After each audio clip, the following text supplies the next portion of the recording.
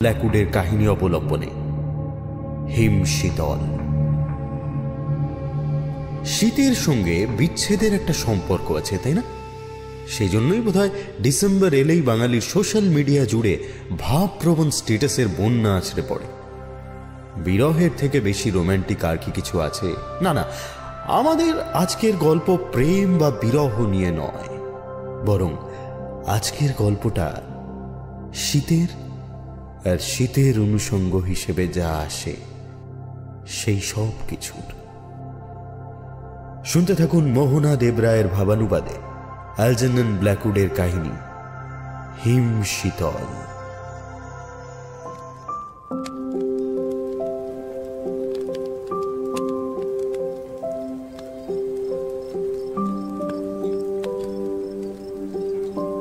Sir, আপনার চিঠিগুলো। আগুনের দিকে তাকিয়ে প্রায় সমাধিস্থ হয়ে গিয়েছিল উইলিয়াম। চমক ভাঙে বেয়ারার ডাকে। সামনেই দাঁড়িয়ে আছে ছোকরা, হাতে একটা কাগজের বান্ডিল। বিগত 2 সপ্তাহে উইলিয়ামের নামে আসা চিঠিপত্র। এই দুর্গম পাহাড়ি উপত্যকায় এসে পৌঁছতে এইটুকু সময় লেগেই যায়। আরো বেশি সময় লাগলে কিংবা আদৌ না এসে পৌঁছলে ভালো হতো। বারবার যে জীবন থেকে মুখ লুকোতে এই পাহাড়ের কোলে পালিয়ে আসা, সে যদি কেবল পথ খুঁজে পিছু ধাওয়া করে চলে আসে তাহলে বড় বিরক্ত লাগে। অন্যমনস্কভাবে চিঠিগুলো নিয়ে কাউচের একদিকে ফেলে রাখে উইলিয়াম। খুলতে ইচ্ছা করে না কোনোটাই। প্রায় গোটা 7 চিঠি।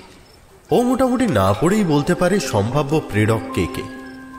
অন্তত গোটা 2 এসেছে উকিলের কাছ থেকে।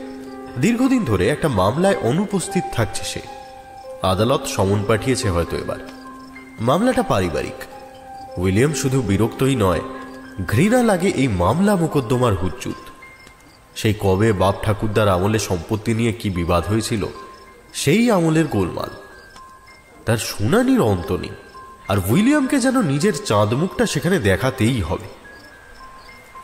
একটা বা দুটো পাঠিয়েছে ডেভিড। কুশল জিজ্ঞাসা করেছে নির্ঘাত। সে উইলিয়ামের ঘনিষ্ঠ বন্ধু, অন্তত শহরে থাকাকালীন। কিন্তু ডেভিড সহ কেউই বুঝতে চায় না যে লন্ডনের দমবন্ধ করা রুজি রুটি জীবন ছেড়ে এই আল্পসের পাণ্ডব বর্জিত উপত্যকায় যখন উইলিয়াম পাহাড়ে উঠবে বলে আসে, তখন কোনো পিছুডাকি তার কাছে বিশেষ আহ্লাদের নয়। সকলেই ভাবে খোঁজ নিলে বুঝি উইলিয়াম বুঝবে তার জন্য কতটা ওরা ভাবে।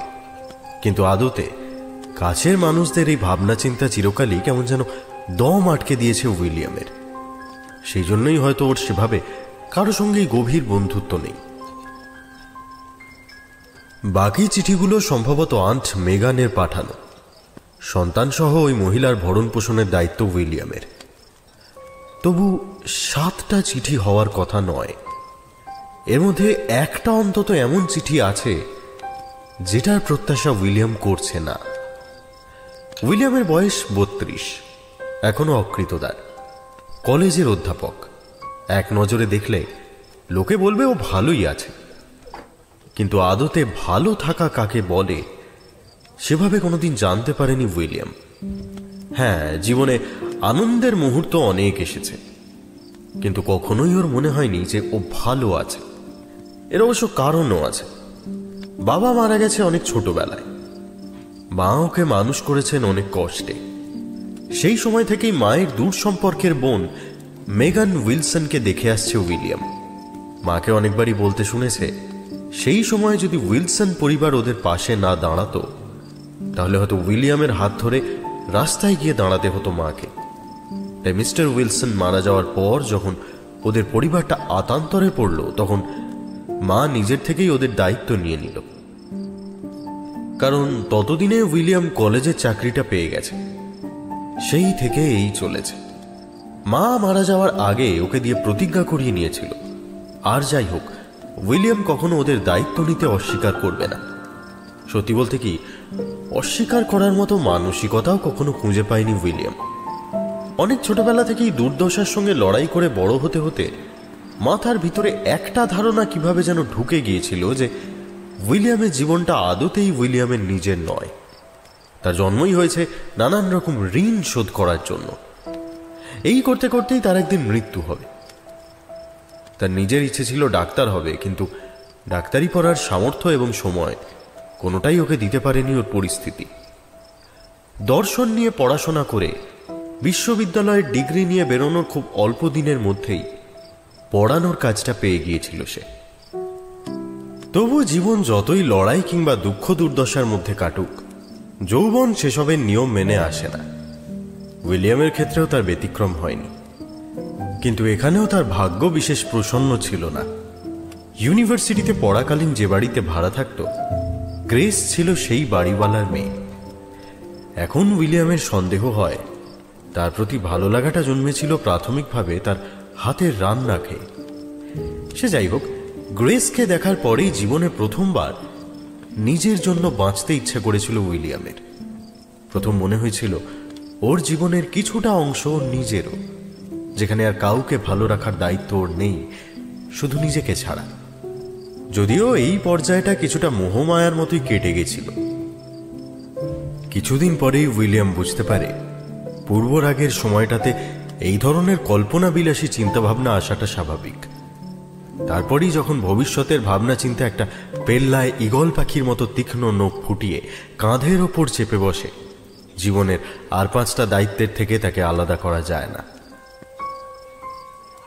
হয়তো কোনোদিন নিজের ইচ্ছেতে বা ভালোবেসে কোনো দায়িত্ব নেয়নি বলেই দায়িত্বের প্রতি একটা অদ্ভুত বিতৃষ্ণা ছিল উইলিয়ামের।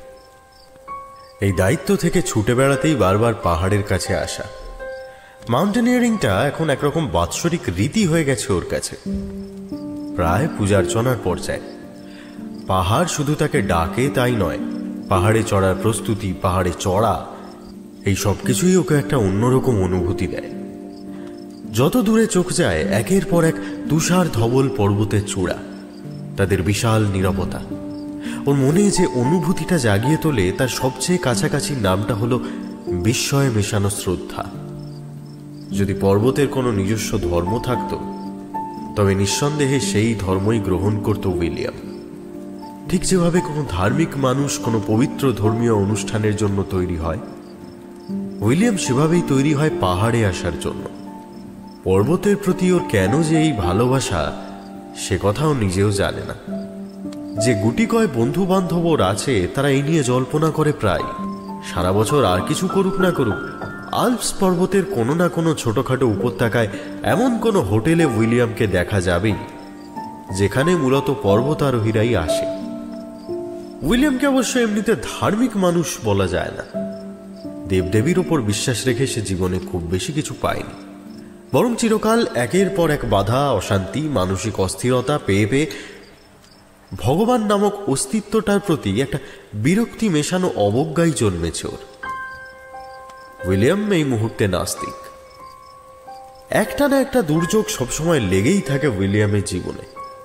লোকজন আড়ালে ওকে বিস্তর আহা বিচারাও করে। যেমন এই কিছুদিন আগেই নতুন করে একটা বিপর্যয় ঘটে গেছে। ওর খুব ভালো একজন বন্ধু হেনরি হঠাৎ কিছুদিন আগেই আত্মহত্যা করেছে। বাজারে অনেক দেনা হয়ে গিয়েছিল তাকে যারা ধার দিয়েছিল তার মধ্যে উইলিয়ামও ছিল। নিজের কিছুটা অসুবিধে করেই হেনরিকে বেশ মোটা অঙ্কের টাকা দিয়েছিল সে। আন্ট মেগানকেও কটা টাকা কম পাঠাতে হয়েছিল সেবার। মেগান আবার পরে ইনিয়ে বিনিয়ে একটা চিঠিতে লিখেছিল পরের মাসে যেন সম্ভব হলে উইলিয়াম কটা টাকা বেশি পাঠায়।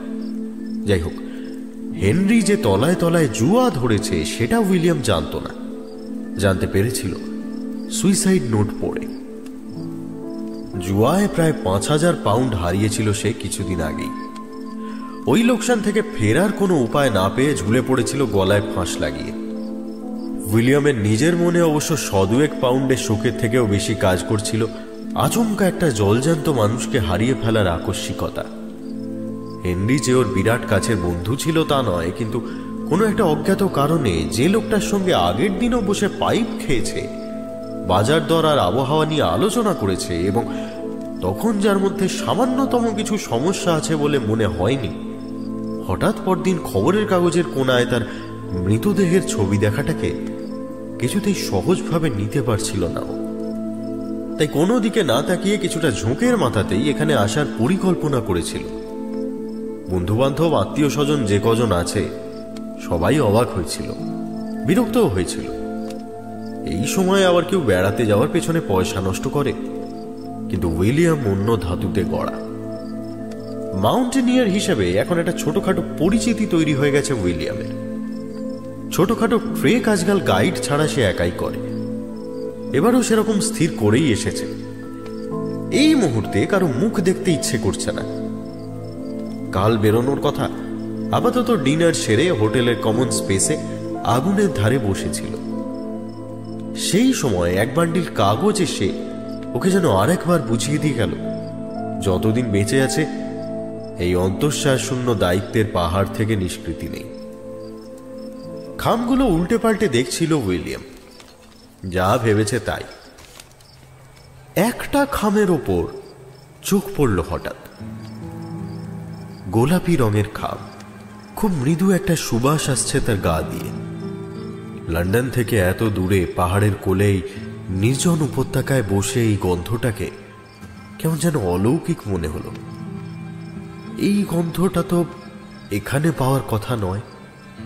খামের ওপরে প্রেরকের নাম নেই। খামের মুখটা ছিঁড়ল উইলিয়াম। চিঠিটা বের করে মেলে ধরল মুখের সামনে। চেনা হাতের লেখা, খুব চেনা। এই হাতের লেখায় অনেক চিঠি আজ অব্দি পেয়েছে উইলিয়াম। সবকটা খুলে দেখারও প্রয়োজন মনে করেনি। আর ইডিথের স্বভাব আরো অদ্ভুত। সামনাসামনি দেখা হলে সে কখনো ওই চিঠিগুলো বা ওগুলোর বিষয়বস্তু নিয়ে কথা বলতো না, যেন চিঠিগুলো নিজে লেখেইনি, লিখেছে অন্য কেউ। হ্যাঁ, ইডিথ। এমন একটা কিছু সারা জীবন ধরে খুঁজে গেছে উইলিয়াম, যেটা একান্তভাবেই ওর নিজের, আর কারো নয়, যেখানে আর কারো কাছে কোনো হিসেব দেওয়ার দায়বদ্ধতা নেই। এই খোঁজার শুরুটা অবশ্য হয়েছিল গ্রেসের থেকে। এই কাজে বহুবার নারী সঙ্গ হয়েছে তার। কেউ ওকে পৌঁছে দিয়েছে স্বর্গের দোরগোড়ায়, কেউ বা ওকে জড়িয়ে ধরে কেঁদেছে সারা রাত, কেউ ওর মাথাটা বুকের উপর চেপে ধরে রেখে দিয়েছে অনেক লম্বা কোনো মুহূর্ত ধরে। মানসিকভাবে বিপর্যস্ত লোকজনকে নিজের দিকে আকর্ষণ করার একটা সহজাত প্রবণতা আছে উইলিয়ামের। কিন্তু প্রত্যেকবারই রাত কেটে সকাল হয়েছে, আর সেটা হওয়ার আগে পর্যন্ত প্রত্যেকবারই ওর মনে হয়েছে এই সেই, আর কেউ নয় এই। কিন্তু শেষ অবধি গিয়ে ব্যাপারটা কেবল উইলিয়ামের নিজের থাকেনি। জীবনের এই পর্যায়ে এসে উইলিয়ামের মনে হয় মুহূর্ত ছাড়া কেউ নিজের নয়। ইডিথও এর ব্যতিক্রম নয়। মেয়েটা আদতে উইলিয়ামের ছাত্রী, বেশ সম্ভাবনাময় ছাত্রী। ওর চেয়ে বছর 10 ছোটই হবে। ওর প্রতি কোনোদিনই কিছু ছিল না উইলিয়ামের। নানান ছলছুতোয় বারবার ওর কাছে আসতে চাইছে মেয়েটা। চিঠি পাঠাতে শুরু করলো মাঝে মাঝে। প্রথম দিকে কাজের, পরের দিকে অকাজের। অকাজের কথাগুলো বেশ অদ্ভুত। পড়ে মনে হতো কেমন যেন সাজানো বাগানের মতো শব্দ। এত চিন্তা ভাবনা করে এর আগে কাউকে কথা বলতে দেখেনি উইলিয়াম। যেন সক্রিয়ভাবে ওকে খুশি করার চেষ্টা করছে মেয়েটা। একটা সময় ক্লান্তিই হোক আর যে কারণেই হোক, অকাজে চিঠিগুলো আর মন দিয়ে পড়তো না উইলিয়াম। কিন্তু মেয়েটা ছাড়ার পাত্র নয়। উইলিয়াম অনেকবার ওকে ঠেলে দূরে পাঠিয়ে দেওয়ার চেষ্টা করেছে, কিন্তু কতদিন আটকাবে। মনের অনেক ভেতরে একটা ফাঁকা জায়গা সবসময় একটা কিছুর জন্য আকুপাকু করে। সেখানে পছন্দ অপছন্দটাও একটা পর্যায়ে গিয়ে বিলাসিতা হয়ে যায়। তাই এক সময় হার মানতেই হয়। কিন্তু মানসিকভাবে কখনোই ইডিথের সঙ্গে জড়ায়নি উইলিয়াম। অন্তত তেমনটাই ও বিশ্বাস করে। বেড়াতে এসে আবার একখানা আবেগে কাঁপা চিঠি পড়া মহা যন্ত্রণা। না পড়েই কাগজটা আগুনের দিকে ছুঁড়ে দিতে যায় ও, কিন্তু হঠাৎ চিঠির কয়েকটা বাক্যের দিকে নজর পড়ায় থেমে যায়। কিছুটা অনিচ্ছা নিয়েই ও পড়তে শুরু করে। প্রিয় প্রফেসর অ্যাডামস, ভাবছেন হঠাৎ আপনাকে আপনার নামের বদলে এই সম্মানীয় সম্বোধন কেন করছি, তাই তো? যতই হোক, আপনি আমার শিক্ষক। যে সম্মানটুকু আপনার প্রাপ্য সেটা তো আপনাকে দেওয়াই উচিত, তাই না? যাকে কাজের কথা বলি। আমি জানি মানসিকভাবে আপনি আমার সঙ্গে কখনোই জড়াননি, আর সত্যি বলতে কি আমিও চাইনি আপনি জড়ান, কারণ আমি নিজেও মানসিকভাবে আপনার সঙ্গে জড়াইনি, অন্তত জড়াতে চাইনি।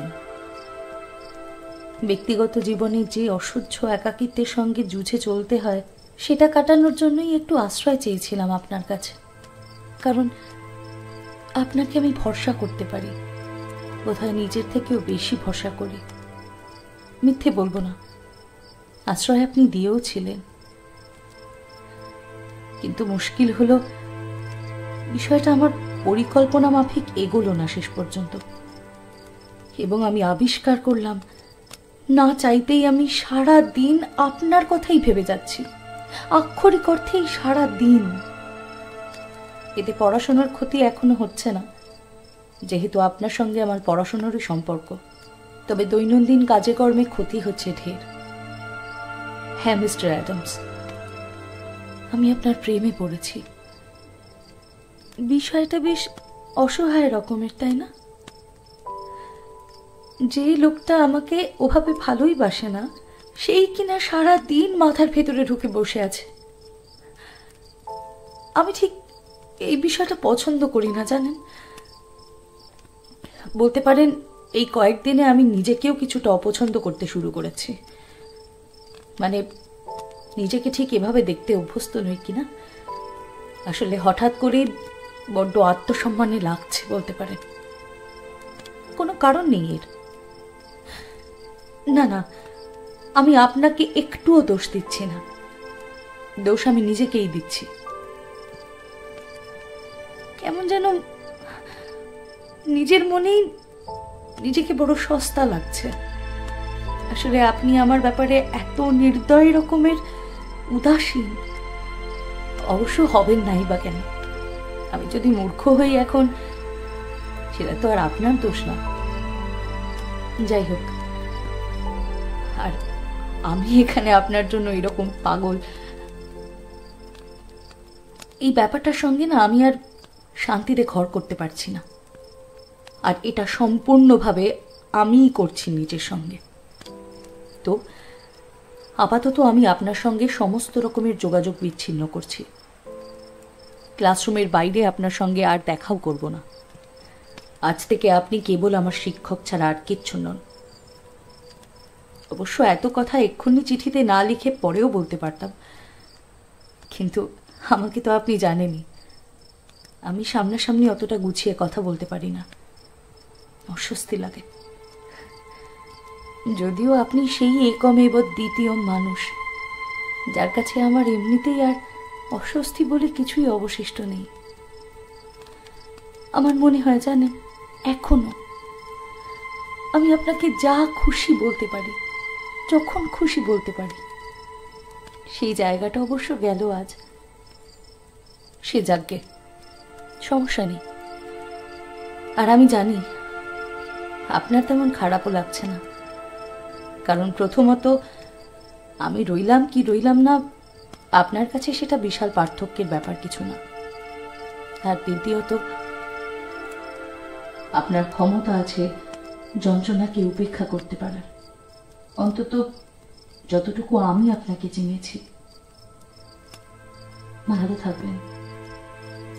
ইতি এডিথ ট্যাগলক। চিঠিটা পাশে রেখে দিয়ে আচমকা হাসতে শুরু করে উইলিয়াম। হাসতেই থাক, নিজের কি সুন্দর একটা ছবিও তৈরি করতে পেরেছে মানুষের মনে। আপনার ক্ষমতা আছে যন্ত্রণাকে উপেক্ষা করতে পারার।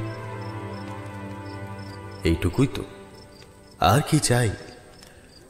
ঘরে লোকজন বেশি ছিল না, এই সময় যারা এসেছে সকলেই পাহাড়ে চড়ার জন্যই এসেছে। দু একজন ঘাড় ঘুরিয়ে দেখছিল ওকে, কিন্তু তাদের দিকে মনোযোগ যায় না উইলিয়ামের, ঠিক যেভাবে মনোযোগ যায় না বাকি চিঠিগুলোর দিকেও। হাসিটা অবশ্য উইলিয়াম সামলে নেয় কয়েক মিনিটের মধ্যেই। ওর মুখে আবার ফুটে ওঠে পাথর কঠিন গাম্ভীর্য। এরপরে যেদিন দেখা হবে এডিথ আগন্তুকের মতো ব্যবহার করবে ও জানে। মেয়েটার মধ্যে একটা উগ্র পাগলামি আছে, যেটা এমনিতে খুব কম চোখে পড়ে অন্য মেয়েদের মধ্যে। একান্ত মুহূর্তেও এটা লক্ষ্য করেছে উইলিয়াম। ইডিথের কথাটা ভুল নয়। তার জন্য যে খুব দুঃখ হওয়ার কারণ আছে উইলিয়ামের, তেমনটা নয়। কিন্তু এই মুহূর্তে ওর জীবনে ইডিথ ছিল এমন একটা ব্যাপার যেখানে কোনো চাওয়া পাওয়া লাভ ক্ষতির হিসেব ছিল না। উইলিয়ামের জীবনটা কিছুটা হলেও উইলিয়ামের নিজের ছিল, তার একটা কারণ হলো ইডিথ। এইটুকু কার্যকারিতাই ছিল ইডিথের। এই মুহূর্ত থেকে উইলিয়াম আবার একজন মানুষ, যার নিজের বলতে কেবল এই পাহাড়ে আসার ইচ্ছেটুকু, তার শেষ এবং একমাত্র আশ্রয়। আপাতত মাথাটা ভারী হয়ে আসে ওর, কোনো চিন্তা ভাবনা বা অনুভূতি কাজ করে না। কেমন যেন অবশ লাগছে শরীরটা, মরার মতো, অথচ পেটের ভিতরে যেন কি একটা দলা পাকাচ্ছে। চোখের দৃষ্টিতে অবশ্য সেই শূন্য ভাব। সেভাবেই চিঠিটা ভাঁজ করে পকেটে ঢুকিয়ে রাখেও। মনের মধ্যে কেউ যেন চিৎকার করে চলেছে ক্রমাগত, আর কত, আর কত, সব খারাপ কেন আমার সঙ্গেই হতে হবে? আমিও তো একটা মানুষ। মনের ভেতর আস্তে আস্তে একটা রাগ মাথা চাড়া দেয় উইলিয়ামের। কার বা কিসের ওপর রাগ সেটাও জানে না, কিন্তু গোটা পৃথিবীর সব কিছুকে ঘৃণা লাগতে শুরু করে হঠাৎ করে। আবার কেন আমি এরকম? কেন নিজেকে এত অপছন্দ করি আমি? আমি কি করে থাকবো বাকি জীবনটা এই জঘন্য লোকটার সঙ্গে? ভাবতে ভাবতে শান্তভাবেই একটা পাইপ ধরায়। ফায়ার প্লেসে একটা মোটা কাঠ চড়পড় করে ওঠে হঠাৎ। মাঝে মাঝে ভাবতে ভালো লাগে, মাথার ওপর পরমেশ্বর গোছের কেউ বা কারা বসে আছে, যারা উইলিয়ামের এই অপরিসীম ভোগান্তি দেখে মনে মনে মজা পাচ্ছে। নানান ধরনের কঠিন পরিস্থিতির মধ্যে ওকে ফেলে নানাভাবে পরীক্ষা করছে, ঠিক একটা ল্যাবরেটরির গিনিপিগের মতো। তাকে উদ্দেশ্য করে মনে মনে একটা গালাগাল দিয়ে ওঠে উইলিয়াম। খুব মজা না? খুব মজা। সব কেড়ে নিতে হবে এক এক করে। এই জন্যই তোমাদের বিশ্বাস করি না। তোমরা বিশ্বাসের পাত্রই নও। I hate you, all of you. রাত 2টো থেকে যাত্রা শুরু হবে। তাড়াতাড়ি শুয়ে পড়া দরকার, কিন্তু নিজের জায়গা থেকে উঠতে ইচ্ছে করে না উইলিয়ামের। মাথার ভেতর যেন হাজারটা মথ উড়ে বেড়াচ্ছে, ঝাপসা করে দিচ্ছে সবকটা ইন্দ্রিয়ের অনুভূতি। কেবল মাঝে মাঝে আপন মনেই বলে উঠছে ও, সব কেড়ে নিতে হবে এক এক করে। তাই হোক, তাই হোক। দুই একজন ওর আশপাশ দিয়ে ঘুরে যায় কথা বলার আশায়। একজন একটু কিন্তু কিন্তু করে একটা দেশলাই চায়, কিন্তু উইলিয়াম দেখতে বা শুনতে পায় না কিছুই। ঠিক যেভাবে দেখতে পায় না উল্টো দিকে বসে থাকা দুটো লোককে। অনেকক্ষণ থেকেই ওকে লক্ষ্য করছে লোক দুটো, কিন্তু একসময় উইলিয়ামেরও চোখ পড়ে যায় দৈবাত। ওর মন বলে ওকে নিয়েই আলোচনা করছে ওরা। ভেতর ভেতর চমকে ওঠে উইলিয়াম। এক মুহূর্তের জন্য মনে হয় ও ওদেরকে চেনে। এই হোটেলেই দেখেছে এর আগে, তবে কথাবার্তা হয়নি। একজনকে দেখতে পুরোহিত গোছে, সম্ভবত চার্চের কেউ। অন্যজনের বয়স অল্প। প্রথম জনের চেহারার মধ্যে বেশ একটা গাম্ভীর্য আছে, কোথায় যেন একটা বিষণ্ণতা মিশে আছে চোখ দুটোতে। তবে সে দুটো একই সঙ্গে বেশ তীক্ষ্ণ। পরনের পোশাকে বাহুল্য নেই, তবে খুব মামুলিও বলা যায় না। সমস্ত চেহারায় বেশ একটা সাত্ত্বিক ভাব। সঙ্গে ছেলেটার পোশাকে অবশ্য চিন্তা ভাবনার প্রতিফলন কম। মাথার চুল লম্বা, আংটি পরা, সরু সরু আঙুলের ফাঁকে ধরা একটি সিগারেট। মুখে বেশ একটা পাকা পাকা ভাব। হাবভাবে অন্যজনের মতো অতটা তীক্ষ্ণ নয়, কেমন একটা নাটকীয়তা রয়েছে। কিছুক্ষণ পরেই উইলিয়ামের আশঙ্কা সত্যি করে দিয়ে লোক দুটো উঠে আসে। কিছুটা বাধ্য হয়েই তাদেরকে অভিবাদন জানায় William. Good evening. Good evening, good evening. একটু বসতে পারি এখানে? আরে হ্যাঁ, নিশ্চয়ই। আপনাকে অনেকদিন ধরে এখানে দেখছি। এখানে কি বেড়াতে?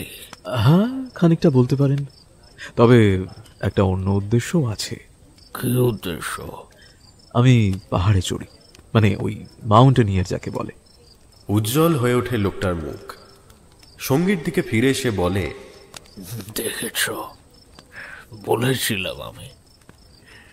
আরে আজ কম দিন হলো না এই লাইনে আছি, মানুষ দেখলেই বুঝতে পারি। আপনারাও কি পাহাড়েই? বিলক্ষণ, ওটাই আমার একমাত্র নেশা বলতে পারেন। তাই নাকি? বাহ, তবে তো আপনাকে আমার সমগোত্রীয়ই বলা যায়। ইস, দেখেছেন, আমাদের পরিচয়টাই দেওয়া হয়নি। আমি হাওয়ার্ড আরভিং, আর ও হলো আমার নেফিউ ফিলিপ আরভিং বলে একগাল হেসে হাত বাড়িয়ে দেয় ছেলেটা। পরিচয় পর্ব শেষ হলে হাওয়ার্ড জিজ্ঞেস করে, আপনি কি প্রফেশনাল ক্লাইম্বার? না না, একেবারেই না, নিতান্ত শখের কাজ বলতে পারেন। আসলে বছরে একবার পাহাড়ে না আসতে পারলে কিরকম যেন অস্থির অস্থির লাগে। আমারও একই অবস্থা, তবে আমি শুরু করেছি কিছুটা বয়সে। ইদানিং আবার এর মধ্যেও ছড়িয়েছে শখটা। আজ অবধি কতবার মাউন্টেনিয়ারিং করেছেন আপনি? তা অন্তত গোটা 10 বার তো হবেই। ও বাবা, তাহলে তো অভিজ্ঞতা অনেক। তা কিছুটা। সেক্ষেত্রে আমাদের একটা প্রস্তাব আছে। কি বলুন? মানে আপনার যদি কোনো আপত্তি না থাকে, আপনি কি আমাদের জয়েন করবেন?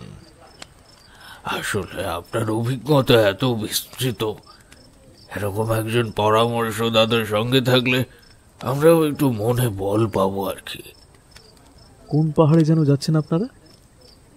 দুনিয়ান্ত। লোকটার ইংরেজ জিভে ফ্রেঞ্চ নামটা অদ্ভুত শোনায়। উইলিয়াম চুপ করে থাকে। আগামীকাল তার ওখানেই যাওয়ার কথা। এমন একটা শৃঙ্গ যেখানে খুব কমই চড়ার চেষ্টা করেছে মানুষ, এবং আজ অবধি জয় করতে পারেনি। তার উপর জায়গাটা বিক্ষুব্ধ আবহাওয়ার জন্য পরিচিত। বলছিলাম, গাইড পেয়েছেন আপনারা?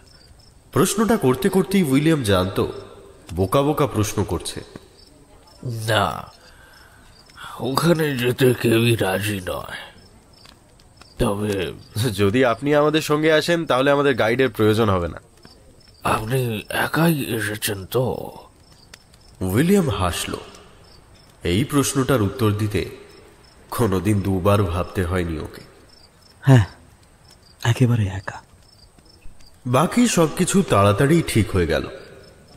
কথা বলতে বলতে উইলিয়ামের একটা অদ্ভুত অনুভূতি হচ্ছিল। এইমাত্র যেরকম ইনিয়ে বিনিয়ে ওকে যাওয়ার জন্য অনুরোধ করছিল লোক দুটো, সেই অনুরোধ যেন ওকে নয়, ওর দেহ মনের অভিজ্ঞতাকে। এইমাত্র সেই দেহমনি রাজি হয়েছে ওদের সঙ্গে এক্সপিডিশনে যেতে, কিন্তু উইলিয়ামের অন্তরাত্মা যেন ওর শরীর থেকে বেরিয়ে গেছে। আশেপাশেই অবস্থান করছে, সবকিছু দেখছে, কিন্তু বাইরে থেকে যেন দেখছে আর মিটি মিটি হাসছে। কিছু কি বলার চেষ্টা করছে? হতে পারে, নাও পারে। রাত 1টার সময় যাত্রা শুরু হবে, এমনটাই স্থির হলো। অল্প বয়সী ছেলেটা বেশ উৎসাহ নিয়ে উঠে দাঁড়িয়ে বলল, আমি খাবার দাবার জিনিসপত্রের বন্দোবস্তটা দেখছি। গ্রেট টাওয়ার অবধি তো কুলিরা যেতেই পারবে। তারপর আরো অনেক কথাই বলে যাচ্ছিল ছেলেটা, কিন্তু সে সব কিছু কানে ঢুকছিল না উইলিয়ামের। কি যেন একটা অস্বস্তি হচ্ছিল ওর মাথার ভেতর। কালকে ওই চূড়োটায় ওর একা একা যাওয়ার কথা ছিল, আর সেখানেই একসঙ্গে যাওয়ার প্রস্তাব দিয়ে বসলো ওই লোকটা। এটা কি নিছক কাকতালীয়? উইলিয়ামের কেবলই মনে হতে থাকে যেন আরো কিছু অপেক্ষা করছে ওর জন্য সেই পাহাড় চূড়ায়। আচ্ছা, লোকগুলোর আর কোনো উদ্দেশ্য নেই তো? এইসব চিন্তা ভাবনাকে বেশিক্ষণ মাথায় জায়গা দেয় না উইলিয়াম। এ নিয়ে ভেবে লাভ নেই। ঘরের দিকে ও এগোয়। তার আগে না পড়া চিঠিগুলো ছিঁড়ে ফেলে দেয় ফায়ার প্লেসে।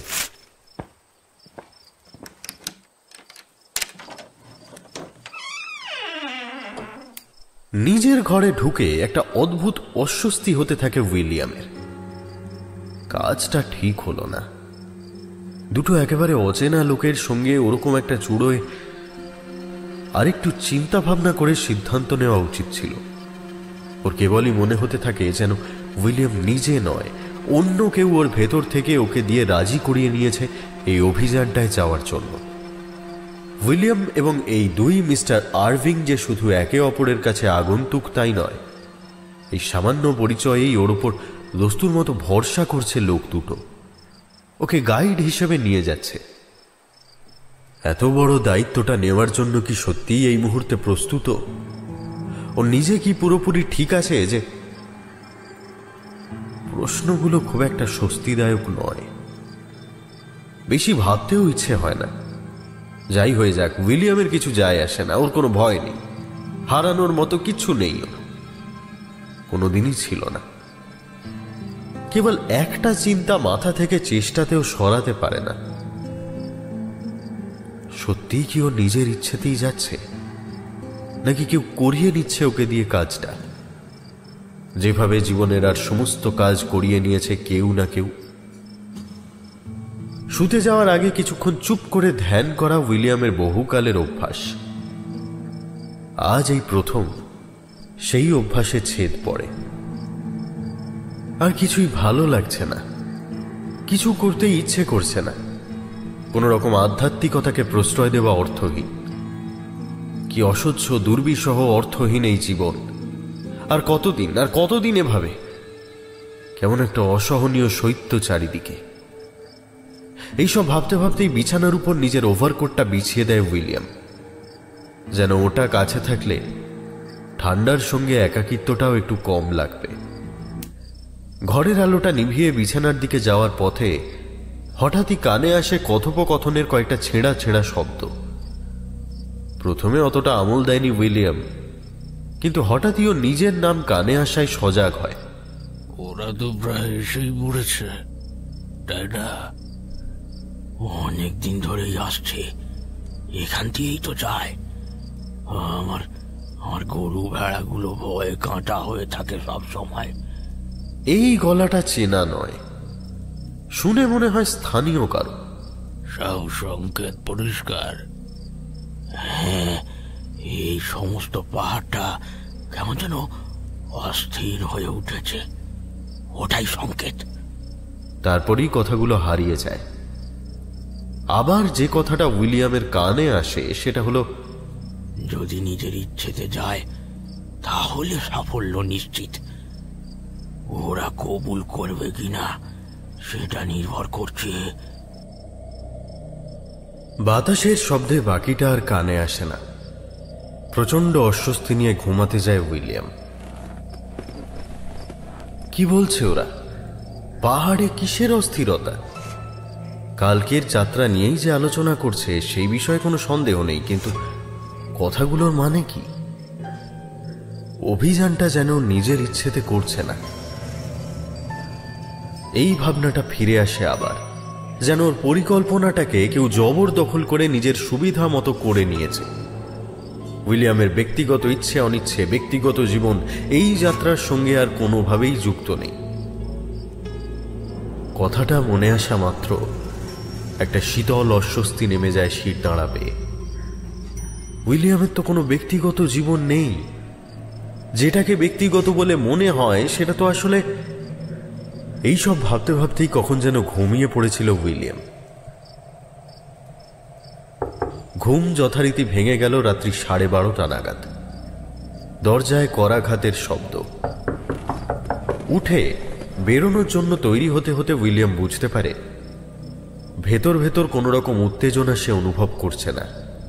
অভিযানে যাওয়ার প্রস্তুতি তার কাছে একটা রিচুয়ালের মতো ছিল, কিন্তু এই মুহূর্তে কেবল শরীর জোড়া ক্লান্ত অবসাদ ছাড়া আর কিছুই অনুভব করতে পারছে না সে। ধরা চুড়ো পড়ে সন্তর্পণে কাঠের সিঁড়ি বেয়ে নামতে নামতে কালকে রাতের কথাগুলো মাথার ভেতর প্রতিধ্বনিত হয় উইলিয়ামের। সব সংকেত পরিষ্কার। অনেকদিন ধরেই আসছে,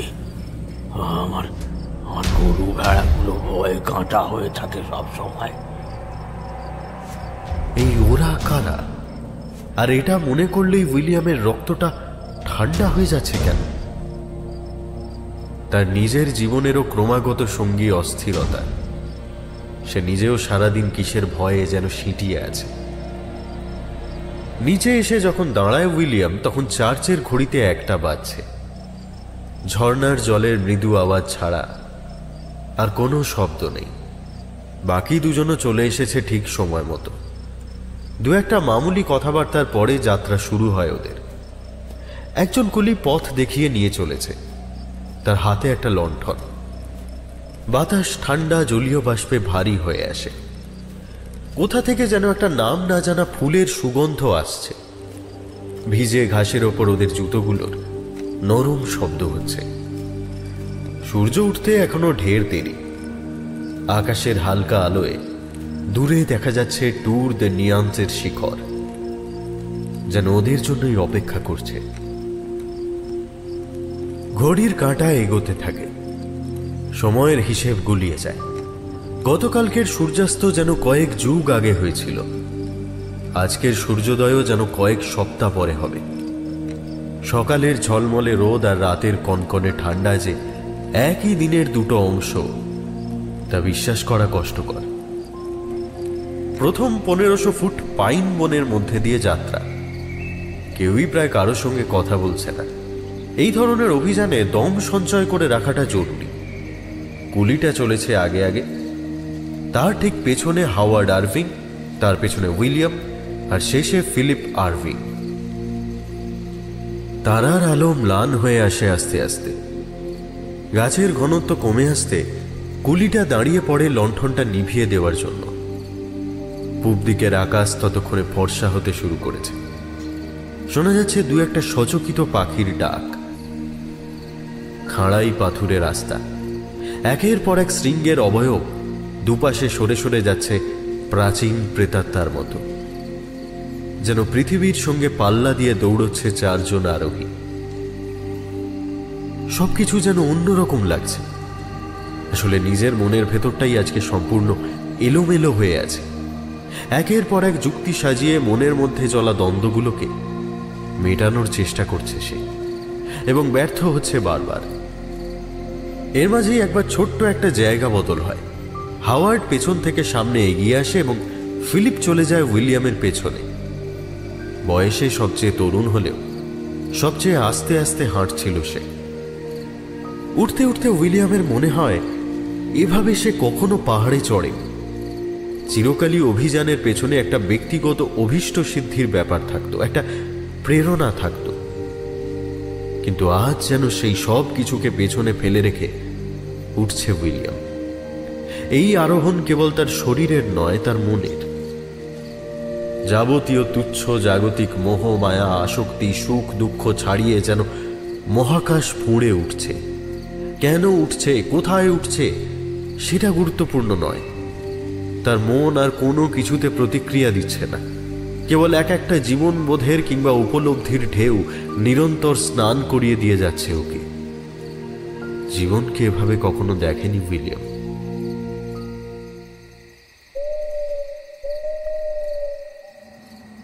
বনের পথ শেষ হতে কুলিটা ফিরে গেল। সে চলে যেতেই অদ্ভুতভাবে নিশ্চিন্ত হল উইলিয়াম। এমন নয় যে তার উপস্থিতিতে খুব অসুবিধা হচ্ছিল, কিন্তু কেমন একটা চোরা অস্বস্তি। যেহেতু তার শেষ অবধি যাওয়ার কথা ছিল না, তাই কুলিটাকে কোনোভাবেই এই অভিযানের অংশ বলে মেনে নিতে পারছিল না উইলিয়াম। রুক্ষ এবড়ো খেবড়ো রাস্তা, চারদিকে ছোট বড় পাথর ছড়ানো। সামনে যতদূর চোখ যায় কোনো প্রাণের স্পন্দন নেই। ভোর রাতের অপার্থিব আলো আর অন্ধকার মিশে গোটা পাহাড়ময় যেন একটা মঞ্চ তৈরি করে দিয়েছে, যেন একটা নাটক শুরু হবে এক্ষুনি। বলছি একটু ধীরে সুস্থে গেলে হয় না? আকাশ দেখে তো মনে হচ্ছে না এক্ষুনি ভোর হবে। পাহাড়গুলোকে কেমন ভুতুড়ে লাগছে না? বেশি দেরি করলে মুশকিল আছে। একবার পা দুটো দৌড়ে গেলে তখন আর উঠতেই পারবে না, দেরিও হয়ে যাবে। চলো। আপনি কিন্তু বেশ ভালোই পথ দেখিয়ে নিয়ে চলেছেন আমাদের। তাই নাকি? আমার কাছেও আশ্চর্য লাগছে ব্যাপারটা। এই রাস্তাটা আমার একেবারেই অচেনা। কথাগুলো যেন উইলিয়ামের হয়ে অন্য কেউ বলে দেয়। আপনারা এত তাড়াতাড়ি যাচ্ছেন, আমি তাল রাখতে পারছি না। কিছু তো দেখছেনই না আপনারা। চারপাশের দৃশ্য দেখতে দেখতে চলুন না। দৃশ্য দেখার জন্য ঢের সময় পাবে, এখন পা চালাও, নইলে সময় মতো পৌঁছতে পারবো না। আমরা কিন্তু এমন কিছু জুড়ে যাচ্ছি না, তুমি অকারণ সময় নষ্ট করছো। এরকম করতে থাকলে সবাই হাঁপিয়ে পড়বে। চলো চলো। আরে আমরা কি হনহন করে উঠেই যাব? আরে জীবনটা উপভোগ করার জিনিস, অনুভব করার জিনিস, এসব বাদ দিয়ে এখন কোনোটারই সময় নয়। আবার চলতে শুরু করে ওরা। এখনো অনেকটা পথ। দেখতে দেখতে অন্ধকার কেটে যায়। দূরে পাহাড়ের চূড়াগুলো ঝকমক করে ওঠে, গোলাপির ছোঁয়া লাগতে শুরু করেছে তাতে। সেদিকে চোখ রেখে এগিয়ে চলে উইলিয়াম। নতুন করে এক ঝলক হিমশীতল হাওয়া বয়ে যায়। একটা মোড় ঘুরতেই চোখে পড়ে ওদের অভীষ্ট শৃঙ্গটা। সবার ওপরে মাথা তুলে দাঁড়িয়ে আছে, কিছুটা গোলাপি কিছুটা সোনালি। কিন্তু সঙ্গে সঙ্গেই কি একটা পরিবর্তন হয় আবহাওয়ায়। একটা কনকনে হাওয়া বয়ে যায় গায়ের ওপর দিয়ে। দূরে কোথাও যেন হিমবাহে ধস নেমেছে। নিঃশ্বাস বন্ধ করে দাঁড়িয়ে পড়ে উইলিয়াম। সামনে কিছু একটা আছে, কি সেটা উইলিয়াম জানে না, সে দেখতেও পাচ্ছে না। স্বচ্ছ একটা দেওয়ালের মতো অনেকটা। উইলিয়াম শুধু এটুকু জানে, কয়েক মুহূর্ত আগেও সেটা এখানে ছিল না, যেন এই মাত্র মাটি ফুঁড়ে আবির্ভূত হয়েছে। সেটা পাহাড় কিংবা সমতলের অংশ নয়, সম্পূর্ণ আলাদা কিছু। পেছনে কিছুটা দূরে দাঁড়িয়ে পড়েছে হাওয়ার্ড বলে লোকটা। আমরা আমরা রাস্তা হারিয়ে ফেলেছি। দড়িটা দড়িটা আপনি বড় তাড়াতাড়ি ক্লান্ত হয়ে পড়েছেন, দাঁড়িয়ে পড়ুন। আমরা আর যাব না, এখানেই আসার কথা আমাদের। পেছন থেকে ভেসে আসে কথাগুলো। কথাটার মধ্যে এমন কিছু ছিল যে দাঁড়িয়ে পড়তে বাধ্য হয় উইলিয়াম। হঠাৎ যেন চোখের ওপর থেকে একটা অন্ধকার পর্দা সরে যায় একটু একটু করে। আর তখনই একটা অদ্ভুত জিনিস মনে হয়। সামনে কেবল একটা নয়, ওর চারপাশে গজিয়ে উঠেছে সেই দেওয়াল। না, দেওয়াল নয়, যেন পাহাড়গুলোই কয়েক পা করে এগিয়ে এসেছে। ওকে ঘিরে ছোট হচ্ছে একটু একটু করে। কিন্তু কয়েক মুহূর্ত, তারপরে ভোজবাজির মতো মিলিয়ে যায় সবটা। যেন সবটাই ওর চোখের ভুল, পাহাড়ের আলোর মায়া। চারিদিকে তাকাতেই দূরে পাহাড়ের চূড়াগুলো দেখতে পায় উইলিয়াম। সবাই যে যার নিজের জায়গায় স্থির, তাদের গায়ে লালের ছোঁয়া লেগেছে। কিন্তু সত্যিই যেন একটু আগে এগিয়ে এসেছিল তারা। আমার মাথাটা গেছে, বুঝলেন? বুঝলে এই আলোটার মধ্যে কোনো সিরিয়াস একটা সমস্যা আছে। হঠাৎ করে কি দেখলাম জানেন? দেখলাম পাহাড়গুলো আমার দিকে এগিয়ে এসেছে। তারপর তারপর ভালো করে তাকাতেই আবার সবাই ছুটতে ছুটতে নিজের জায়গায় চলে গেল। মাথার টুপিটা আস্তে আস্তে খুলে রাখে সেই প্রৌঢ় পুরোহিত। তার মুখে কিসের যেন ছায়া পড়ে। উইলিয়াম আবিষ্কার করে এতক্ষণ লোকটার মুখটা ভালো করে দেখেনি সে। খুব ধীরে ধীরে কথা বলে হাওয়ার্ড। ওরা যখন যায় এইরকম হয়,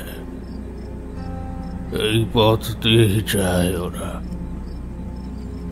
ওদের এক এক মিনিট আমাদের এক এক বছরের সমান। ওদের চলার রাস্তা সব সময় ঝড় ঝঞ্ঝায় ছেয়ে থাকে। সেই অস্থিরতা এসে পড়ে মানুষের মধ্যেও, যেমন পড়েছে তোমার মধ্যে। ওদের আসা যাওয়া দুর্যোগ আর বিপর্যয় ডেকে আনে। তবে সেই দুর্যোগ বিপর্যয়ের ধ্বংসস্তূপ থেকে জন্ম হয় নতুন উদ্গমের।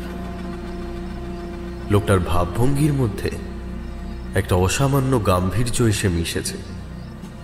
সেই গাম্ভীর্যকে আলাদা করা যাচ্ছে না চারদিকের দিগন্ত বিস্তৃত পর্বত শ্রেণী থেকে। লোকটা যেন প্রকৃতিরই অংশ। তার উচ্চারণ করা প্রতিটা শব্দ যেন পবিত্র ভবিষ্যৎবাণীর মতো বর্ষিত হচ্ছে। তার কথার সাথে সাথেই হু হু করে একটা কনকনে হাওয়া বয়ে যায় উইলিয়ামের গায়ের ওপর দিয়ে। আগন্তুক নিজের ব্যাগটা খোলে নিচু হয়ে। এসো, কিছুটা বিশ্রাম নেই, কিছুটা শক্তি সঞ্চয় করে নেই। বলতে বলতে সামনে পাথরের ওপর কয়েকটা ছোট ছোট প্যাকেট বের করে রাখে লোকটা। সেদিকে চেয়ে থাকতে থাকতে উইলিয়ামের মন্ত্রমুগ্ধতা বাড়তে থাকে প্রতি মুহূর্তে। এসো, আমরা আমাদের অর্ঘ্য প্রস্তুত করি। হাওয়ার্ডের মুখ থেকে কথাগুলো উচ্চারিত হওয়ার সঙ্গে সঙ্গে বিদ্যুৎ চমকের মতো সমস্ত ব্যাপারটা পরিষ্কার হয়ে যায় উইলিয়ামের কাছে। দুজন আগন্তুকের সঙ্গে দেখা হওয়া, হঠাৎ এই অভিযানে আসার প্রস্তাবে রাজি হওয়া, তাদের এই অদ্ভুত গম্ভীর ব্যবহার, আসার পথে হাঁটার জায়গা পরিবর্তন এবং শেষ অবধি এই পাহাড়ের এগিয়ে আসা, এই সব কিছুর অর্থ মুহূর্তে স্পষ্ট হয়ে ওঠে উইলিয়ামের সামনে। যেন এতক্ষণ তারা চোখের সামনেই ছিল, কিন্তু এবার নিজেদের স্বরূপে ধরা দিয়েছে। হাওয়ার্ডের পরের কথাগুলোয় এই ধারণাতেই সিলমোহর পড়ল। আর সেই মুহূর্তেই প্রথম একটা প্রবল ইচ্ছে মাথা চাড়া দিল উইলিয়ামের মধ্যে। পালিয়ে যাওয়ার ইচ্ছে, বাঁচার ইচ্ছে। অনেক দূর এসে পড়েছ তুমি, আর ফেরার উপায় নেই, প্রয়োজনও নেই। সত্যি এই সাহস অতুলনীয়। এটা সবার থাকে না। পথে যত রকম বাধা আসা সম্ভব ছিল সবটাকে জয় করেছ তুমি। এবার শুধু শেষ কাজটা করা বাকি। আরেকজন কোথায়? ফিলিপ, সে কোথায়? তুমি এখনো বোঝনি? এই পাহাড়ে শুধু তুমি আর আমি চলেছি। ফিলিপ বলে যাকে তুমি চিনতে, সে আসলে তোমার জাগতিক কামনা বাসনার মূর্তি। আর ওই কুলি, ও হলো তোমার যাবতীয় দায় দায়িত্বের ব্যক্তিরূপ। ওদের দুজনকেই তুমি পেছনে ফেলে রেখে এসেছ, একজনকে ইচ্ছেতে আর একজনকে অনিচ্ছায়। না না, আর খুঁজে লাভ নেই। হঠাৎ উইলিয়াম উপলব্ধি করে ওই অল্প বয়সী ছেলেটাকে কখনোই ভালো লাগেনি তার। তার ওই ইন্দ্রিয় সর্বস্বতা, সবকিছুর মধ্যে একটা নাটকীয় ভাব, অসহ্য। ওকে বাঁচানোর চেষ্টা মরে গেলেও করবে না উইলিয়াম, বরং সামনের এই লোকটা যেন অন্য কেউ কথা বলে ওঠে উইলিয়ামের স্বরে। ভালোই হয়েছে চলে গেছে। ও থাকলে আমি মারা পড়তাম, আমরা দুজনেই মারা পড়তাম। হাওয়ার্ড এগিয়ে এসে খাবারের প্যাকেটের বৃত্তটার সামনে দাঁড়ায়। উইলিয়াম এতক্ষণে আবিষ্কার করে সামনের লোকটাকে মোটেই অপছন্দ হচ্ছে না তার। খাবারগুলো বের করে এক এক করে সাজিয়ে রাখে হাওয়ার্ড। রুটি, লবণ আর একটা ফ্লাস্কে কিছুটা ঘন লাল ওয়াইন। বৃত্তটার মাঝখানে কাঠকুটো জেলে একটা ছোট্ট আগুন করে লোকটা। তার নীলচে শিখা আশ্চর্য স্থিরভাবে জ্বলতে থাকে। সমস্ত হাওয়া থেমে গেছে আচমকা। মেঘ ডেকে ওঠে হঠাৎ, যেন একটা আলোড়ন শুরু হয় দূরে পাহাড়ে। ওরা যাচ্ছে, ওরা জানে তুমি এখানে। জীবনে এই সুযোগ আর আসবে না। তুমি যদি নিজের ইচ্ছেতে ওদের উপহার গ্রহণ করো, তাহলে তোমায় আটকানোর ক্ষমতা কারণ নেই। জন্ম আর মৃত্যুর সন্ধিক্ষণে তুমি দাঁড়িয়ে আছো। জীবন, ওরা তোমাকে জীবন উপহার দিতে চায়। আমি আমি তো বিশ্বাস করি না। এই পৃথিবীতে অলৌকিক বলে কিচ্ছু নেই। শুধু যন্ত্রণা ছাড়া এই পৃথিবীতে আর কিচ্ছু নেই, কিচ্ছু না। অবিশ্বাস, অবিশ্বাসের থেকে বড় ডাক আর কিছু নেই। তোমার এই তীব্র অবিশ্বাসী ওদেরকে ডেকে এনেছে তোমার কাছে। কিন্তু ওরা ওরা কি চায়? সামান্য জিনিস, তোমাকে।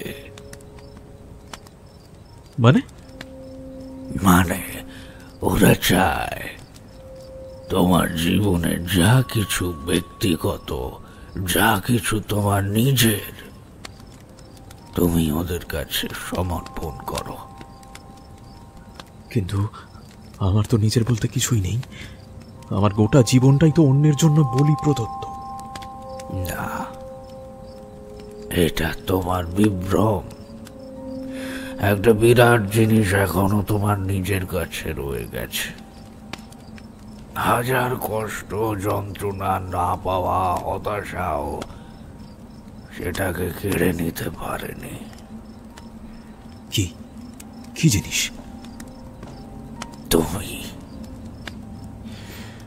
তুমি নিজে এখনো তোমার কাছে রয়ে গেছো। নিজের কাছে থেকে যাওয়ার এই সর্বনাশা ইচ্ছেটা এখনো মরেনি তোমার। আজ ওটাকে মেরে ফেলো উইলিয়াম, উৎসর্গ করো ওটাকে ওদের কাছে। তাহলেই দেখবে আর কোথাও কোনো কষ্ট থাকবে না তোমার। আর আমি এর বিনিময়ে আমি কি পাবো? অনেক মাইল দূরে প্রাচ্যে একজন কবি থাকেন। তার লেখা একটা কবিতার দুটো লাইন তোমাকে ইংরেজিতে অনুবাদ করে শোনাতে চাই। মনে ভাবিলাম মোরে ভগবান রাখিবে না মোহ গর্তে, তাই লিখে দিল বিশ্ব নিখিল 2 বিঘার পরিবর্তে। মানেটা বুঝলে?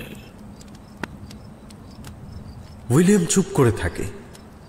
কবিতাটা সে আগেও পড়েছে, এই মুহূর্তে মনে ছিল না।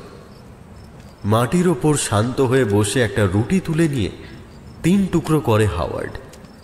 একটা টুকরো নিজে রাখে, একটা ছুঁড়ে দেয় আগুনের মধ্যে, অন্যটা ওর দিকে তুলে ধরে বলে,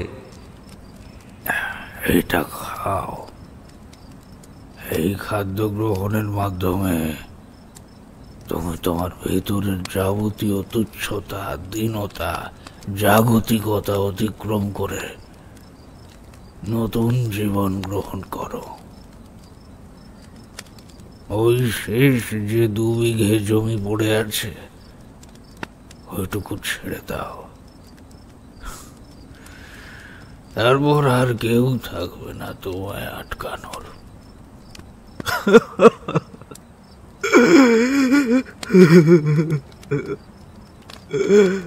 সারা জীবন আমি অন্যের জন্য বেঁচেছি। বিশ্বাস করুন, এডিথকে আমি ভালোবাসতাম, কিন্তু ও যে ঠিক কি।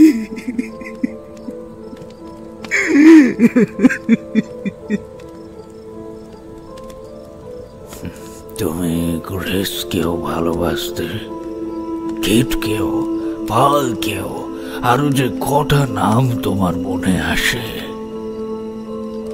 আর সবচেয়ে নতুন মেয়েটি, কি যেন নাম?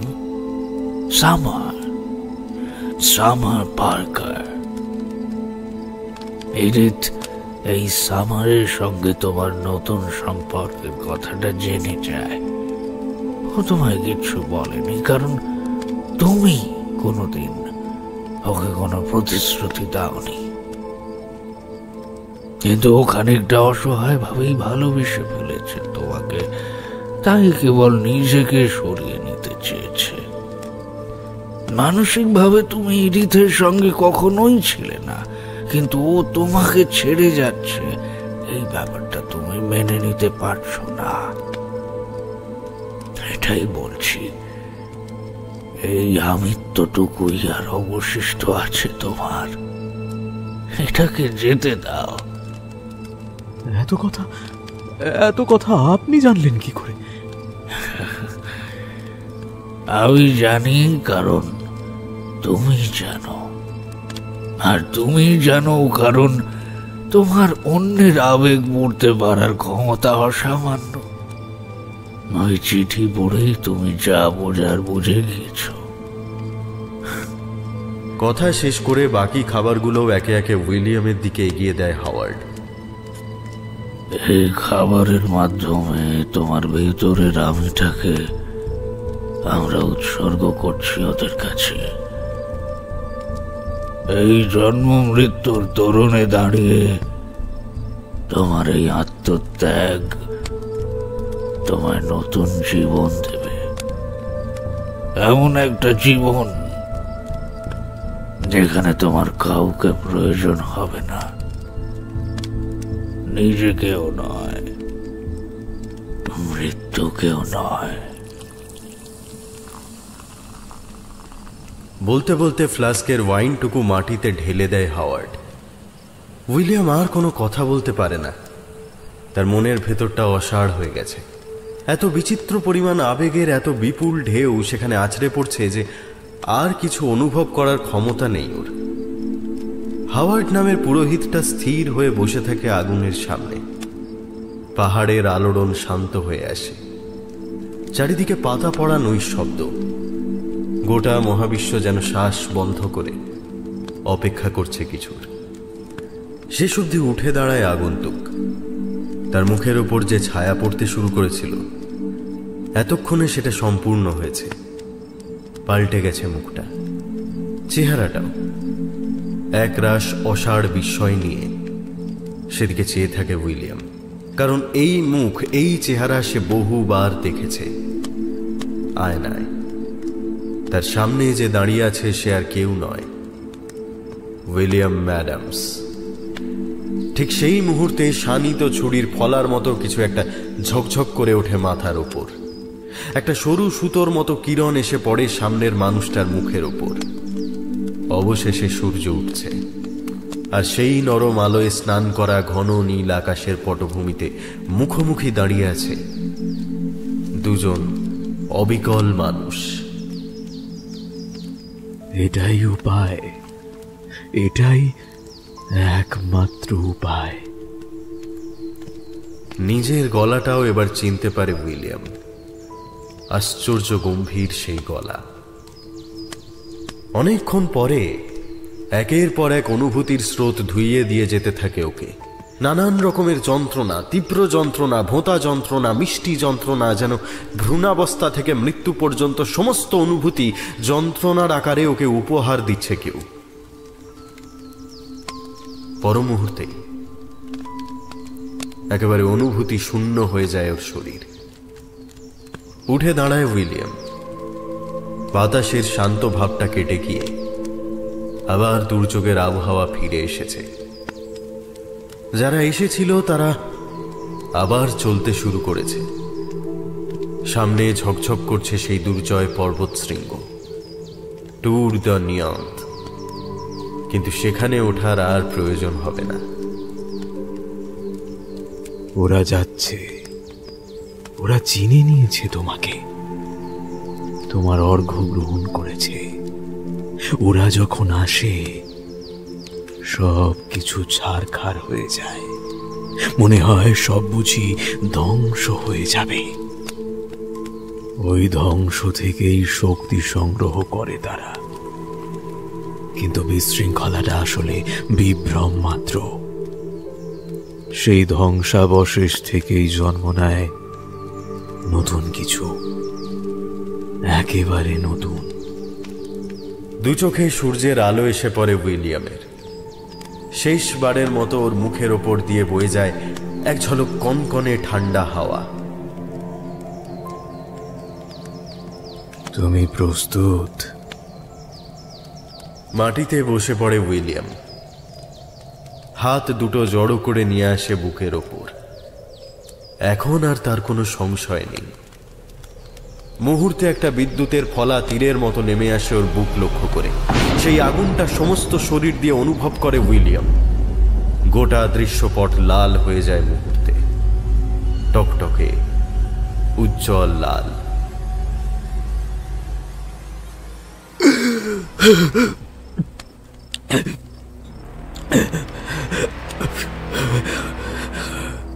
খাবি খেতে খেতে উঠে বসে উইলিয়াম। বসতে গিয়েই মাটিতে পড়ে যায়, গড়িয়ে যায় কয়েক পাক। মাথাটা অসম্ভব ঘুরছে। বেয়ারা ছোকরাটা এগিয়ে আসে, আর এগিয়ে আসে একটা লোক। মিনিট পাঁচেক আগে এই দেশলাইয়ের খোঁজ করতে এসেছিল উইলিয়ামের কাছে। ধরাধরি করে তাকে নিজের ঘরে এনে শুইয়ে দেয় তারা। উইলিয়াম দেখতে পায় লোকজন অবাক চোখে চেয়ে আছে ওর দিকে। আরও একটা জিনিস অনুভব করে, ওর হাতের মুঠোয় তখনও দলা পাকানো আছে সদ্য পড়া চিঠিটা। কি লেখা ছিল যেন ওতে, আর মনে পড়ে না। কেন জানি মনে হয় আর মনে পড়ার প্রয়োজনও নেই। অনেক ধন্যবাদ। আসলে হঠাৎ মাথাটা একটু, আপনাদের আর চিন্তা করতে হবে না, আমি ঠিক আছি। হ্যাঁ, হলঘরটা একটু বেশি গরম। কিছুক্ষণ পরে ওরা চলে যায়। দরজার কাছ থেকে ওদেরকে বিদায় করে দিয়ে বিছানার দিকে এগিয়ে আসে উইলিয়াম। কোনো অনুভূতি নেই শরীরে। নিজের দেহ আর জানলার বাইরে দাঁড়ানো ওই পাইন গাছটার মধ্যে যেন কোনো পার্থক্য করতে পারে না। এই বোধের কোনো নাম দেওয়া অসম্ভব। একবার একে ছুঁয়ে ফেলতে পারলে আর কোনো কথা বলার দরকার হয় না মানুষের। জানলাটা খুলে দেয় উইলিয়াম। রাতের কনকনে ঠান্ডা বাতাস এসে ঢোকে ঘরে। কিছু মালুম পায় না সে। ঝকঝকে নির্মেঘ আকাশের দিকে তাকিয়ে থাকে কেবল। একটা একটা করে তারা ফুটে উঠছে সেখানে।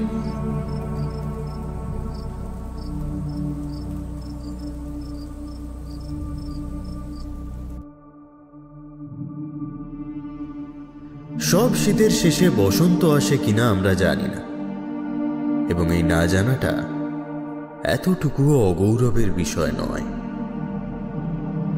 আজ গল্প পাঠে আমার সঙ্গে ছিল তমাল, কৌশিক এবং পূজা। শব্দগ্রহণ, আবহ সঙ্গীত ও স্পেশাল এফেক্টে সায়ন। শুনছিলেন মোহনা দেবরায়ের ভাবানুবাদে অ্যালজার্নন ব্ল্যাকউডের কাহিনী হিম শীতল। সবাই ভালো থাকবেন। শুভরাত্রি।